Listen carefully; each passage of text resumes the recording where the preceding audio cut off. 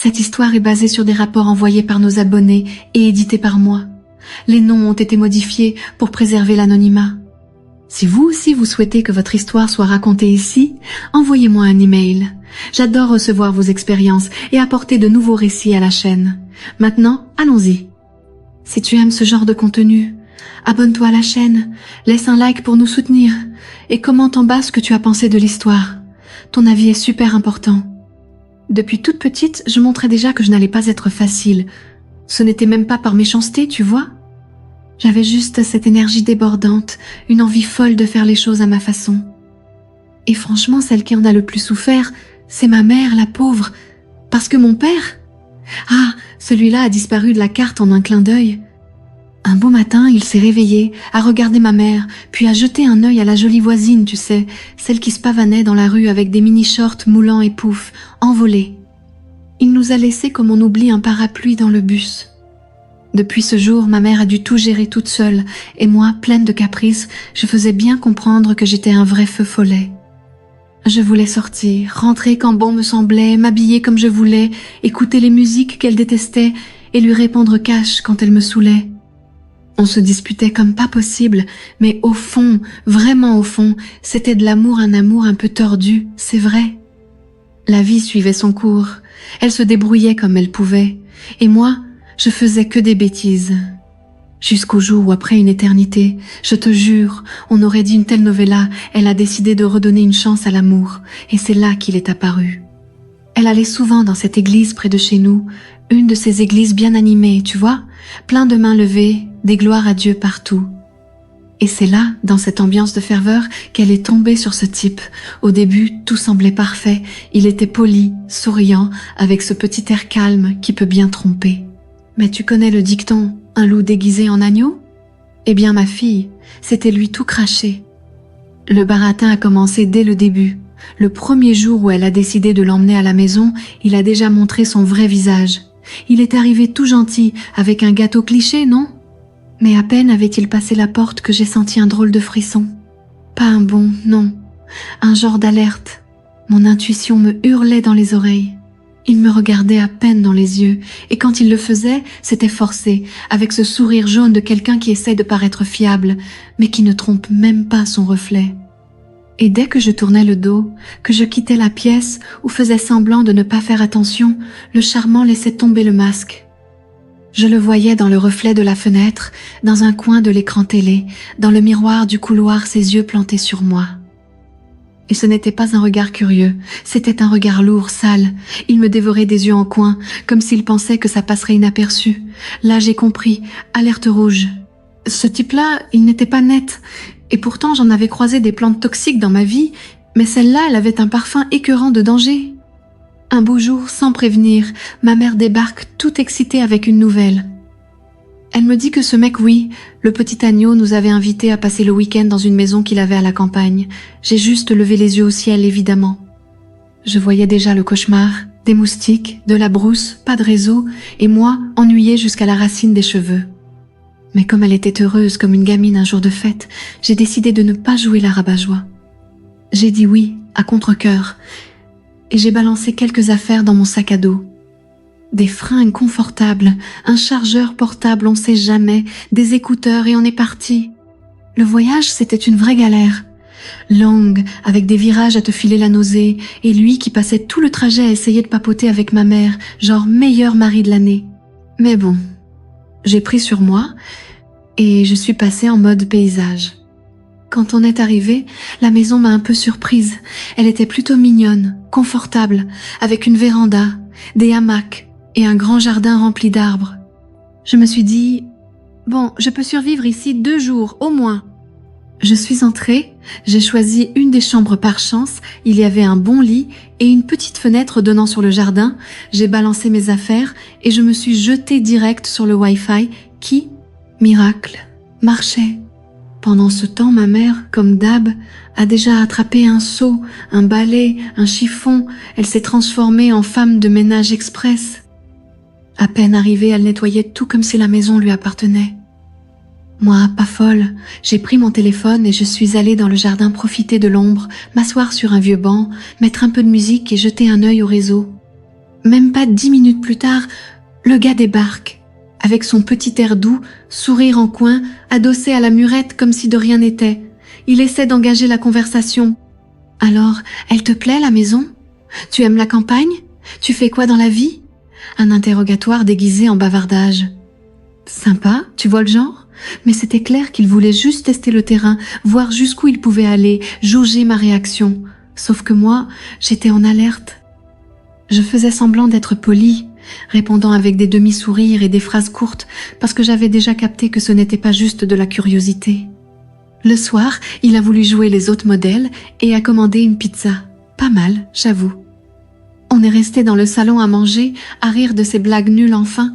Ma mère rigolait, moi je faisais juste un petit sourire poli du genre « Ah, cool, tais-toi maintenant ». Une fois mon ventre plein, je me suis levée, j'ai dit bonne nuit et je suis allée dans ma chambre. Pas envie de faire la chandelle, tu vois. Je les ai laissés vivre leur petite romance minable. Mais ensuite est venue la nuit. Je me suis réveillée dans le noir, un peu paumée. Tu connais cette sensation bizarre, comme si quelque chose clochait mais sans savoir quoi exactement? Le lit me paraissait étrange, le silence de la maison me mettait mal à l'aise et j'avais la gorge super sèche. Je me suis levée doucement, en essayant de ne pas me cogner l'orteil, et je suis allée à la cuisine pour boire un verre d'eau. Ça va, j'ai bu, j'ai pris une grande inspiration. Je me suis dit, allez, au lit, demain c'est encore la galère. Mais au moment de retourner dans ma chambre, la main déjà presque sur la poignée, j'entends un quick derrière moi. Je me retourne tout doucement, pensant que c'était ma mère qui allait aux toilettes. Pas du tout. La porte de sa chambre s'ouvre et il sort tout nu. Oui, carrément, à poil. Zéro slip discret, rien. Et moi, figée là, mon verre d'eau dans les mains comme un bouclier. Mon cerveau a bugué, essayant de comprendre ce qui se passait. Lui aussi est resté une seconde en mode « oups », grillé. Il a tenté de cacher la gêne avec ses mains, un échec total, parce que franchement, il n'y avait rien à faire pour sauver la mise. C'était une scène de comédie bien trash. Moi, pour pas rendre le moment encore plus glauque, j'ai lâché un petit rire gêné, genre « haha, au secours !» et je suis retournée direct dans ma chambre. J'ai fermé la porte, je me suis adossée et je suis restée là, assise sur le lit, à fixer le vide. Mais qu'est-ce qui venait de se passer, sérieusement? J'ai commencé à assembler les morceaux. Il savait que j'étais dans la maison, il savait que des gens pouvaient se lever au milieu de la nuit. Et malgré ça, il sort en se baladant comme ça? C'était clairement pas un accident. J'ai commencé à penser que tout ça était bien calculé, tu vois, un truc du genre « Oups, tu m'as vu ?» Quelle situation gênante, hein? Ça sentait l'arnaque à plein nez. Mais j'ai décidé d'avaler l'inconfort, d'enfouir cette pensée tout au fond et de laisser couler. Du moins pour l'instant. Le lendemain matin, l'ambiance au petit-déj était bizarre. Il était hyper discret, avec l'air de marcher sur des œufs. Il parlait à peine, tripotait son pain comme si sa vie dépendait de la manière dont il étalait le beurre. Et moi, je faisais genre que tout allait bien, mais à l'intérieur, j'étais en mode surveillance totale. Il flippe? Il croit que je vais tout balancer à ma mère? Mais j'ai rien dit. Pas encore, parce qu'honnêtement, j'étais encore dans ce flou entre « c'était un accident » ou « ce salaud joue les innocents ». Alors j'ai laissé planer le doute, je lui ai lancé un regard discret, j'ai mordu dans mon bout de pain, et la vie a repris son cours. La matinée est passée sans trop de vagues. Dehors, le soleil cognait fort, et ma mère, toute excitée, nettoyait le jardin. Cette femme ne s'est pas restée en place, même pendant un jour férié.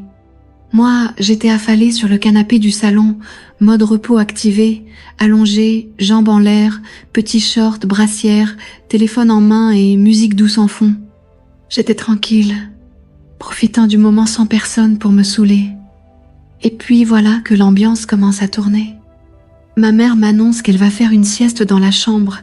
Elle est fatiguée, et moi, vas-y, dors tranquille. Même pas 2 minutes plus tard, le gars débarque dans le salon. Il passe à côté de moi l'air de rien. Mais au milieu de ce rien, sa main glisse stratégiquement sur ma jambe. Tu vois le genre de contact rapide, comme un salut anodin, mais qui dure 1 seconde de trop? Voilà, un bonjour camouflé en tripotage. Une petite caresse prétendument accidentelle, mais avec de la perversité bien cachée, et je l'ai senti. Frisson direct. Pas un frisson d'émotion, hein. Un truc genre alarme interne, un mélange de malaise, de rage et de confusion. Je suis restée figée un instant, comme si mon corps avait planté, essayant de digérer ce qui venait de se passer. Lui, il s'est posé sur le canapé comme si de rien n'était. Il a pris la télécommande, a fait semblant de s'intéresser à une émission quelconque. Et moi, j'étais toujours là, encore en train d'encaisser. C'était réel. Il avait eu le culot de faire ça alors que ma mère était juste à côté, en train de dormir. À ce moment-là, le masque a commencé à tomber et j'ai commencé à voir qui il était vraiment. Le souci, c'était ma mère, hein. Elle était à un niveau de passion qui faisait peine à voir, aveugle, sourde, complètement accro à cet homme. Pour elle, c'était un cadeau du ciel, un miracle en costard cheap et sourire de plastique. Si je venais lui dire quoi que ce soit, elle allait se foutre de ma gueule, me traiter de menteuse, retourner toute l'histoire contre moi. C'était couru d'avance, le grand show dramatique sûr et certain. Tu dis ça parce que tu veux pas me voir heureuse, ou alors, arrête, t'as trop regardé de séries, tu crois que tu vis dans un thriller psychologique? Et là, au sommet de ma révolte mêlée de frustration, j'ai eu une idée. Une idée pourrie, faut le dire, de celles qui naissent dans un moment de colère et qu'on devrait jeter à la poubelle dès qu'elles apparaissent. Mais moi, non. J'ai foncé dedans, à fond. J'ai décidé de le provoquer. Ouais, provoquer, tendre un piège, créer une ambiance, une opportunité. Et si jamais il mordait à l'hameçon? Et si je réussissais à filmer un truc, un mot déplacé, un geste douteux, une confession, je sais pas. N'importe quoi qui pourrait servir de preuve, qui montrerait à ma mère que ce gars-là n'était pas le grand cru qu'elle prenait pour du champagne français. Alors j'ai commencé doucement, un petit décolleté ici, un croisement de jambes bien placé, un regard direct quand il pensait que je faisais pas attention. Au début, c'était que de la stratégie. Tout était froidement calculé. Mais ensuite... là, les choses ont commencé à déraper. Parce qu'il répondait, pas avec des mots, il était malin, mais avec le regard. Ce même regard qui, au début, me filait des frissons d'alerte. Maintenant, il me donnait un autre genre de frisson. Et c'est là que j'ai vu la catastrophe se dessiner. Petit rappel important, les amis. Si vous aimez cette vidéo, pensez à laisser un like et un commentaire juste en dessous. Ça aide beaucoup la chaîne à grandir et ça me motive à continuer à partager ces histoires avec vous. Alors n'oubliez pas, d'accord? Maintenant, sans plus attendre, on reprend ce récit. Parce que oui, j'ai commencé à m'intéresser à lui aussi. C'était pas de l'amour. Pas de la passion non plus, on en est loin. C'était autre chose. Un désir tordu, interdit, plein de culpabilité et de tension, mais bien réel. Quand il passait près de moi, plus près que nécessaire, mon cœur s'emballait. Quand il lâchait un « bonjour » avec cette voix lente et traînante, j'avais le ventre qui se retournait. Et le pire, je me surprenais à espérer qu'il me regarde, qu'il vienne me parler. Cette provocation, qui au départ était un piège, était en train de se transformer en jeu dangereux. Et moi, qui voulais le piéger, je me suis mise à jouer à son jeu. Presque sans m'en rendre compte, j'étais déjà dans la partie. Le sort s'est pas retourné que contre le sorcier, il s'est retourné contre la sorcière. Moi. Et c'est le dimanche, le dernier jour de ce séjour qui me tapait déjà sur les nerfs, que tout est parti en vrille. L'ambiance était bizarre dès le matin. Et puis, il a débarqué avec des bières bien fraîches. Classique, hein? Genre le combo soleil, j'ai une bière, excuse parfaite pour chiller. Avant même le déjeuner, lui et ma mère étaient déjà sur la véranda, à rire fort, à raconter n'importe quoi. Elle, avec ce rire relâché qui sort après la deuxième canette. Et moi, dans mon coin, en train d'observer. Je savais que ma mère était faible pour ces choses-là. Elle a bu 3 canettes au maximum et elle avait déjà les yeux un peu tombants, parlant lentement, riant pour tout. Et lui, il l'avait remarqué aussi. Bien sûr qu'il l'avait remarqué. Il la surveillait tout le temps, savait qu'elle allait s'évanouir rapidement. Et dit et fait. Elle a poussé ce soupir de celle qui s'en va au pays des rêves et est allée se coucher un peu. Elle a dit qu'elle allait juste se reposer rapidement avant le déjeuner. Rapidement, hein? Je sais. Je suis restée là dans le salon avec lui. Le silence était un peu lourd, mais en même temps chargé d'autre chose. Il s'est assis plus près de moi sur le canapé. Ce n'était pas bruyant, mais on pouvait sentir la chaleur de son corps à mes côtés. Il a commencé à parler des choses bêtes, à faire la conversation, riant plus que d'habitude à mes réponses, ce genre de rire qui vient juste pour masquer de secondes intentions. Et moi, toute contrôlée, souriant d'un coin de la bouche un peu ennuyée, un peu attentive. Après un moment, il s'est levé pour aller aux toilettes. C'est là que j'ai vu ma chance. J'ai pris mon téléphone rapidement, ouvert la caméra et l'ai positionné sur l'étagère, bien en face du canapé. L'idée était claire, s'il tentait quelque chose, ça serait enregistré. J'allais avoir la preuve dont j'avais besoin, la vidéo définitive. Sauf que je savais aussi jouer. Quand il est revenu, je me suis déjà réajustée. J'ai croisé les jambes lentement, passé ma main dans mes cheveux, fait un petit mouvement discret du corps, laissant le short remonter juste un peu plus. J'ai lancé un regard à moitié de côté, à moitié innocent, comme qui dirait « Je m'en fiche ». Oh là là, mais à l'intérieur, la tension me consumait. Il s'est assis à nouveau, cette fois plus près, l'air semblait plus dense, plus chaud. J'ai continué avec la provocation. Bouche légèrement entr'ouverte, les doigts jouant avec l'ourlet du short, ce petit air décontracté qui ne trompe personne. Et lui? Ah, il n'a pas résisté. Ses yeux parcouraient mon corps, sans même plus dissimuler. La respiration était déjà différente, plus lourde. Et le pire, même moi je n'ai pas résisté. J'étais là pour filmer, exposer, démasquer, mais le feu qui avait commencé comme un piège était devenu une vraie envie. Et à ce moment-là, je savais que ce qui allait se passer par la suite n'avait plus de retour en arrière possible. Il a passé sa main autour de ma taille avec cette assurance de celui qui savait déjà que je ne reculerais pas, et je ne reculais pas vraiment. D'ailleurs, je ne voulais même pas reculer. Je me suis laissée emporter sans réfléchir 2 fois. C'était comme si tout ce jeu, cette tension accumulée avait explosé d'un coup. Un truc fou, rapide, chaud, avec un goût de danger et de culpabilité. L'adrénaline coulait à flot, le corps réagissait à l'instinct et l'esprit, complètement déconnecté, ignorant tous les signaux qui hurlaient. « Ne fais pas ça !» Il savait exactement ce qu'il faisait, tout était calculé. Il m'a tiré un peu plus près, a murmuré à mon oreille des mots qui m'ont fait frissonner jusqu'à l'âme. Et quand j'ai réalisé, j'étais déjà perdue. C'était intense et rapide, comme si on avait condensé des semaines de tension en quelques minutes. Pas le temps de réfléchir, juste ressentir. Après, le cœur battant à tout rompre, le corps encore brûlant, s'érabiller, chacun essayant d'agir comme si rien ne s'était passé. Il est allé prendre une douche, tremblant de l'intérieur. Moi, je me suis précipitée sur mon téléphone. Mon plan génial d'enregistrer toute la scène, d'avoir la preuve, la carte à sortir au bon moment, s'est envolé en fumée. Quand j'ai déverrouillé, j'ai pris un coup. Le téléphone s'était tout simplement éteint. Écran noir, batterie morte, et je jure qu'il était chargé. Je n'ai rien compris.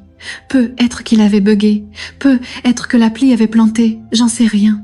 Tout ce que je sais, c'est que la vidéo n'existait pas. Rien.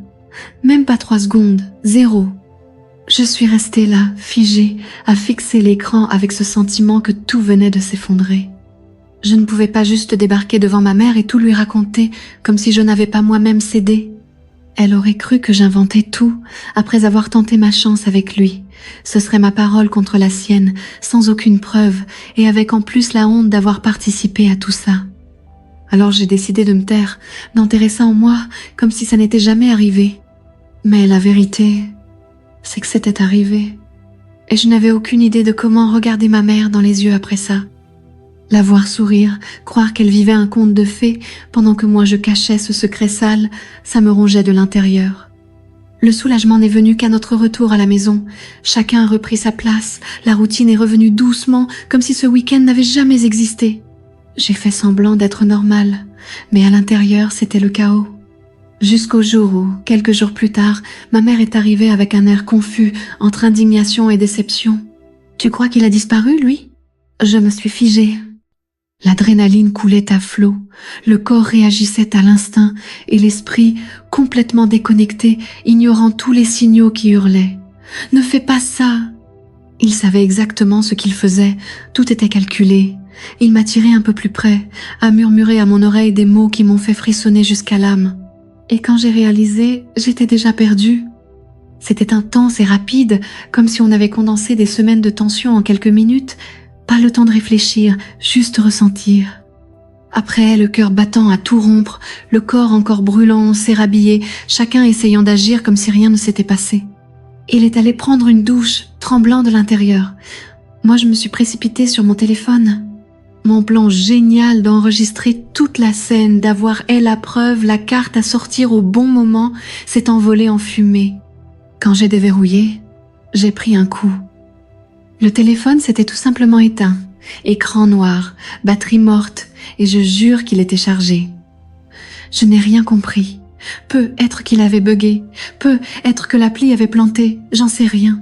Tout ce que je sais, c'est que la vidéo n'existait pas. Rien. Même pas 3 secondes. 0.